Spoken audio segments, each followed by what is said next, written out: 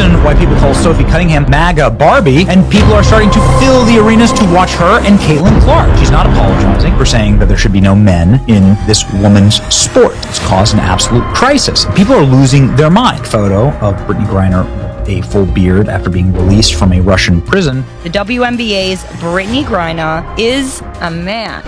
Men should not play sports against women.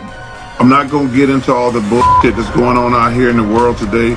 If anybody thinks that, I think they're stupid. The WNBA held a task force meeting to establish a definition of what a woman is, yet the group still failed to provide one. This is a league that has existed for 30 years and a defending champion with a 409-page collective bargaining agreement containing just one sentence on eligibility. Only players who are women can play in the WNBA. But there is no clear definition of what woman means, no biological sex criteria, no hormone requirements, and no physical standards. Then Benny Johnson, one of America's fastest-growing conservative media personalities with millions of followers across multiple platforms, stepped up to the microphone and asked the very question the WNBA task force could not answer. Women's league run by women decided a shirt wearing saying "for the girls" was too offensive. Meanwhile, State Farm Arena put up a pro-trans message on the big screen, but won't allow the shirt the state's basic biological.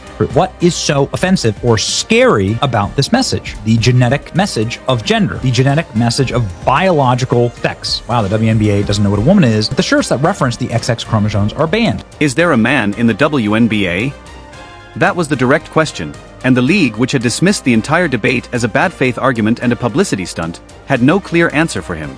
Brittney Griner's voice. I believe what you said was effing white girl. Is it possible that's what you said? No, would never say that. Brittney Griner called Caitlin Clark trash and effing white girl. Trash, effing white girl. Brittney Griner, who I can't stand, sad that she's a Baylor grad. Yeah, she called her a trash expletive white girl. That was the lip reading. Yes, trash white girl. While Brittney Griner was reacting angrily to the controversy, Sophie Cunningham's earlier concerns were being brought back into the spotlight.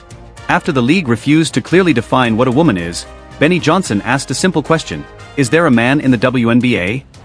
It was direct and straightforward, the kind of question that should have received a clear answer, yet the WNBA task force meeting apparently could not provide one. Could this culminate in you actually playing in the WNBA? It better. Why wouldn't they let me play?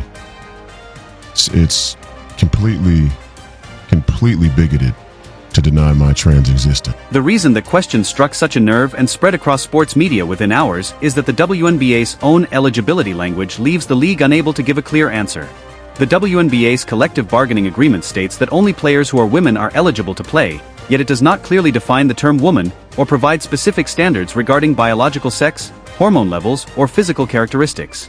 Sophie Cunningham, otherwise known as MAGA Barbie in the WNBA, is a superstar player. She's one of the most famous female athletes in the world because she stood up for women in women's sports, saying only biological women should be allowed to play in the WNBA.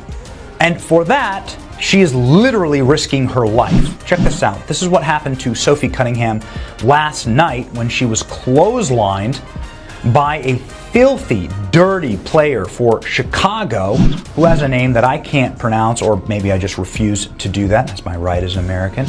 But this is a player that has attacked Caitlin Clark, gouged her eye out, that has now bloodied the face of Sophie Cunningham, and as soon as she did this, she tweeted white privilege, meaning she's declaring this is a race crime. Now, if a white woman was doing this to black women, it'd be the #1 story in the world, she'd be banned from the league forever. But somehow black women are allowed to get away with this against white women. And it's white women in the league who make themselves a target by simply standing up for traditional values and common. There is no clause stating that someone automatically qualifies simply by declaring or self-identifying as a woman. That is why Benny Johnson's question drew so much attention. The WNBA task force met to address the definition of female, but still failed to provide a clear public answer.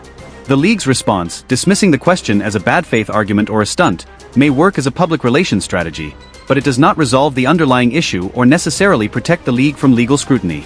NBA, of course, doesn't want to make anything political. Here they are, welcoming the Honorable Stacey Abrams. The Honorable Stacey Abrams. Well, what has she done that's honorable? What's dishonorable is that at that same game, a mother wore a XXXY Athletics for the girls with her daughter apparel. This is a brand that, of course, is defending women in women's sports, and she got kicked out of the game. And you can see there somebody a fan flipping them off, whether this is a board member, potentially. Look at this. Whether that's a board member of the WNBA, but she doesn't know what a woman is, right? Here is the context that much of the mainstream media coverage has avoided addressing for weeks. Brittney Griner, who stands 6 feet 9 inches, has become central to the public debate surrounding biology and the WNBA's failure to clearly define its own eligibility standards. But I'm never going to think it's all right for men to play sports against women. And I don't even think that's controversial. That's the thing that's funny. Like some of this stuff make, like when you see these debates on television, I'm like, yeah, men shouldn't play sports against women. I'm done. I don't want to hear you try to explain it to me. No, I don't want to hear it. I'm not going to argue with you. Men shouldn't play sports against women. I'm done. There's a lot of we can argue over. That ain't. You women out there, y'all petty, man. Hey, LeBron, you're 100% right on these girls hating on Caitlin Clark. She has been portrayed as a symbol by critics of Sophie Cunningham's comments, becoming a central figure in the WNBA's broader debate over those remarks.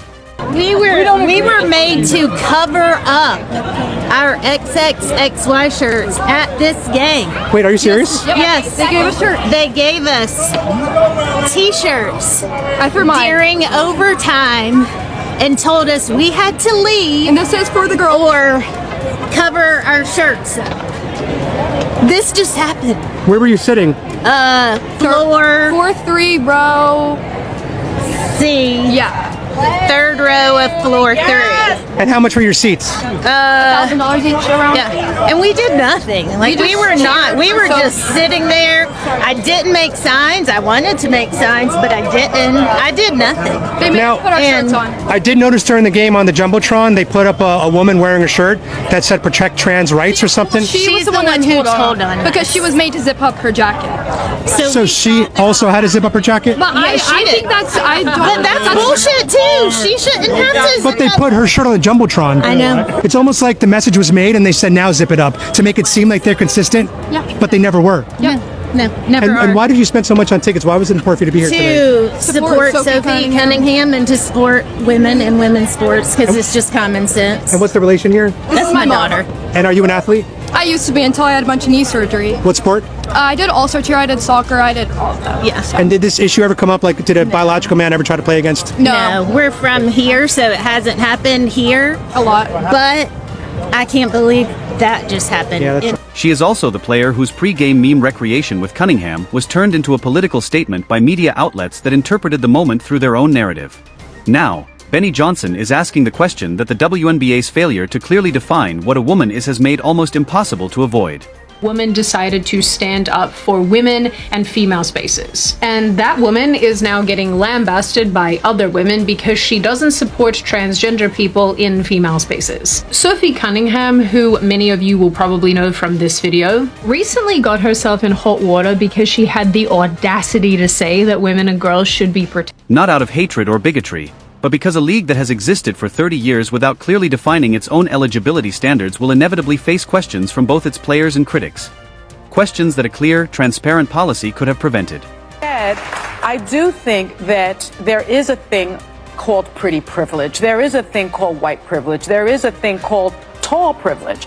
And we have to acknowledge that. And so the part of it is about race, because if you think about the Brittney Griners of the world, you know, why did she have to go to play in Russia? They wouldn't pay her. Because they wouldn't pay her. Because they wouldn't pay her. You know, but I'm rooting for Caitlin because I've been in that seat before. I've walked that road before. I hope she kills. I hope Aaliyah Boston does amazing. And we have grown-ass men and women out here doing whatever they can to try to make sure that does not happen. That is the weirdest thing in the world, but it is what it is, and I'm glad that Caitlin has a great head on her shoulder. Cunningham said her goal is to protect young girls in sports, arguing that biological men should not compete against biological women. 400 plus in the world competing as a male. Transitions to female, and he was number one. If we're gonna act like transitioning from male to female doesn't involve an advantage for that trans athlete, I have nothing to say to you. You're not exercising common. She made it clear that everyone is welcome at her table, yet the league she plays in still cannot clearly define what a woman is. In that sense, Sophie Cunningham's concerns remain at the center of the debate. Should biological men play in the WNBA? The answer should be no. That should be the answer from everybody. Should biological people that were born men play in the WNBA? No. Full stop. Any other thing, and there is no, whoa, so are you saying transgenders don't have a right to say, man, shut the fuck up. I ain't saying nothing like that. You asked me a specific question. Do transgenders belong in the WNBA if you're born a biological man? No. Okay? And critics argue that the WNBA's task force meeting, which failed to produce a clear public definition, only reinforces the controversy. At the same time, the WNBA dismissed what it described as a bad faith debate over transgender participation and maintained that the league has no eligibility issues. I have two little girls who play sports, who play soccer. They're young, and I see how much hard work they put into their sport, and only to have a boy or a man who they're biologically built different to come in and just play better and take your spot. Look, if you want to play in a trans league, go ahead, but not in girls' sports. Don't try to erase women and girls. No eligibility issues. That is the WNBA's official position.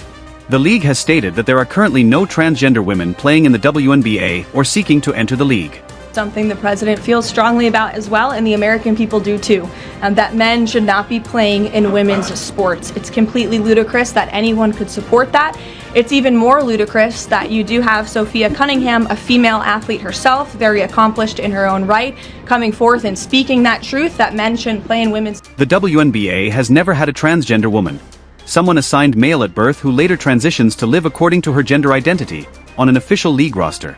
We want to protect women and girls, and the backlash she is receiving from Democrats and left-wing figures across the country is astonishing. They are clearly very out of touch with the American public on this issue, which again is an 80-20 issue. It's common sense. It's rooted in basic biological fact that men should not be competing against women on playing fields across the country. That may be factually true, but it does not address why the debate exists in the first place.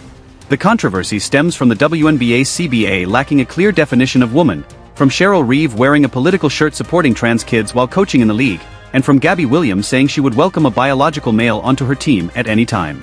Really, what we're attacking women. We're saying, if you look Megan, like no this one's as a attacking woman. women. No one's attacking women. If you were born with a dangling, we don't want you to compete with girls. That's all it is. The debate continues because the league still cannot clearly answer Benny Johnson's question. The fact that there is no current transgender player in the WNBA does not solve the underlying issue. The league still lacks a clear definition of what qualifies someone as a woman. And dismissing the discussion as bad faith does not necessarily shield the WNBA from legal scrutiny.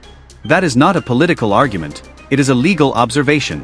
Because this isn't, as you said, Tommy, a whoops. This is intentional. This was targeting Sophie Cunningham, and I don't care if the player is white or black. It does not matter. When you do this to somebody, this is horrible for the league. Obviously, this was done because Sophie Cunningham stood up for women, saying that men shouldn't play against women in sports because there is obviously a chromosome advantage, just like you see with steroids, a chemical. If players such as Enes Kanter Freedom or others pursue legal action after being denied eligibility under an undefined standard, the WNBA could be forced to explain in federal court exactly what its eligibility criteria are.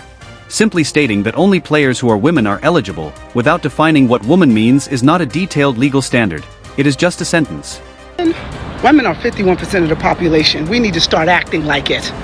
Boycott the WNBA. They don't know what a woman is.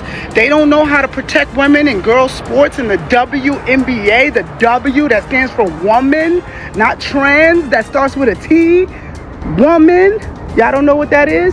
Boycott them. Our girls deserve fairness in their sports and in the locker room. And I'm just having it really up to here with the WNBA and their cowardice. And every fucking WNBA player that says, oh, I don't mind a trans on a team with me, you're fucking lying. You haven't had it. You haven't experienced having a male in the locker room with you. I have. It is fucking demeaning. It crosses our boundaries. It disregards our privacy and what we actually want as women. fuck the WNBA and any other sports league that allows men to play with women. Boycott. Stephen A. Smith summed it up in 3 sentences on SiriusXM. He argued that the WNBA CBA clearly states the league is for women and that only women are eligible to play. In his view, the logic is straightforward. If you are a woman, you are eligible. If you are not, you are not. So what exactly is the complication?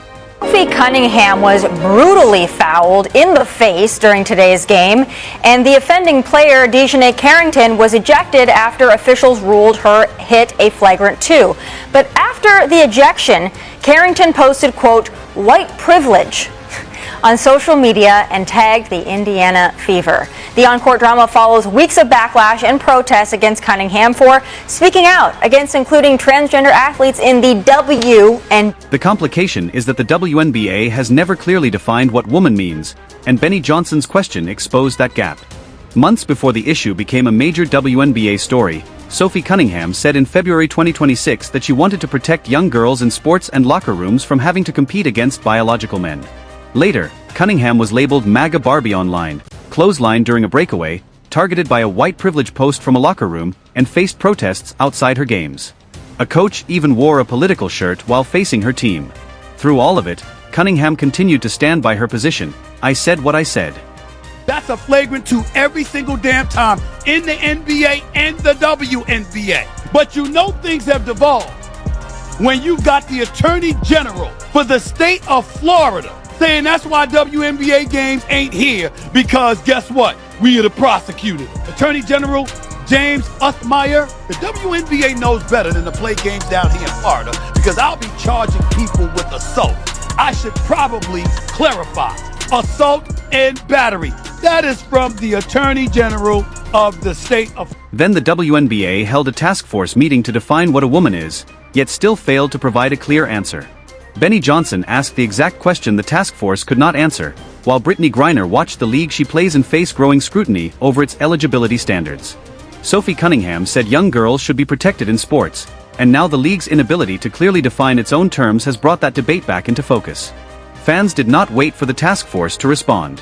One wrote, "Bad faith and a stunt is what the WNBA called it. The same league with a 409-page CBA that never defines what a woman is." Another said, "Sophie said what she said. The league has a task force that cannot define female." A third pointed out the irony of the league dismissing the question as a stunt, then holding a task force meeting and still failing to provide a definitive answer. Cunningham faced criticism and boos in multiple cities, but continued standing by her position. Now the question is whether the WNBA's failure to clearly define its eligibility standards, even after a formal task force meeting, strengthens Cunningham's original argument about protecting the competitive integrity of women's sports. What do you think? Drop your thoughts in the comments.